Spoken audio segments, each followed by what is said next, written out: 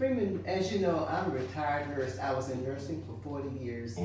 And one thing I do know, it is very expensive, especially when you talk about skilled care.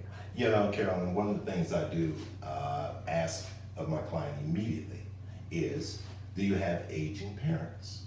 Well, most of the boomers, they have aging parents. And then I ask them another question. Have you considered how that can be the cost of skilled care to take care of your aging parents? Because what can happen, Carolyn, is that you're managing your finances, and then you have to manage your parents' finances, okay?